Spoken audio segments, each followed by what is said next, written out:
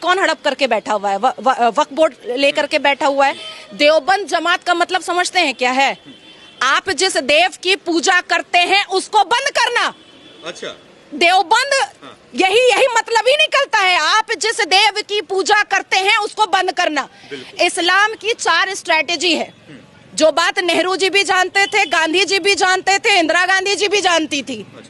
अल तकैया, दाई, जिहाद, जजिया। अब बोलिए अल तकैया क्या है? अल तकैया हिंदू मुस्लिम भाई भाई, आपका खून लाल मेरा खून लाल, हम दोनों संविधान को मानेंगे जब हम टुकड़े टुकड़े गैंग रहते हैं। जब इस्लाम के मानने वाले थोड़े थोड़े होते हैं तब। उसके बाद फिर आ जाता है दाई। अब आपने मेरे ऊपर बिलीव कर लिया अल तकैया में कि ये तो मेरे संविधान को भी मान रही है, मेरी मिट्टी को भी मान रही है, हम दोनों का खून लाल भी बोल रही है। उसके बाद आता है इस्लाम की दावत। आपका धर्म खराब, मेरा इस्लाम अच्छा। आपका धर्म में इतने सारे भगवान, मेरे इस्लाम में एक ही अल्लाह। आपके धर्म में महिलाओं की इज्जत नहीं है, मेरे इस्लाम में महिलाओं की इज्जत है। आप अगर 5 सेकंड के लिए भी कन्विंस हो गए, वहीं पे मेरी जीत है। और अगर आप कन्विंस नहीं हुए, तब आता है जिहाद।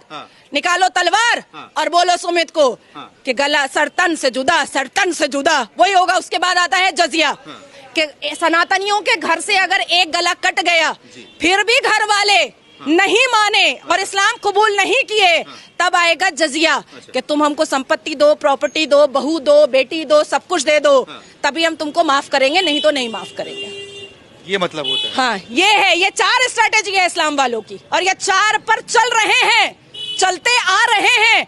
और अब भी अगर सनातनियों को नहीं समझ में आ रहा है तो और कैसे समझाया जाएगा भाई? मुझे तो मतलब दुर्भाग्य लगता है कि मजारों पे सनातनी जाकर के मुंह का बदबू लेते हैं, पानी फुकवाते हैं। काहे को जाते हो भैया मजार पे? कौन मुसलमान दाढ़ी टोपी वाला मंदिर जा रहा है जो तुम जाते हो मजार पे? और हमारे अल कुरान ने तो मजार परस्ती मना किया है, गुनाह कहा है। सनातनियों को अपने जोश को दोबारा लाना पड़ेगा, अपने सिविलाइजेशन को मानना पड़ेगा। नेहरू और गांधी और इंदिरा गांधी ने आपसे जो गुरुकुल छीना है, उस गुरुकुल कल्चर को दोबारा लाना पड़ेगा। लग रहा है आ जाएगा। हाँ, एकदम आ चुका है। विजन, फोकस, सब कुछ क्लियर है। जो कोई भी भारत की मिट्टी और भारत की धरती पर रह करके शरिया लॉ मनवाना चाहेगा, उसको वाघा बॉर्डर भी दिखाया जाएगा, बड़े आराम से दिखाया जाएगा। और एक बात अंत में कह दे रही हूँ आप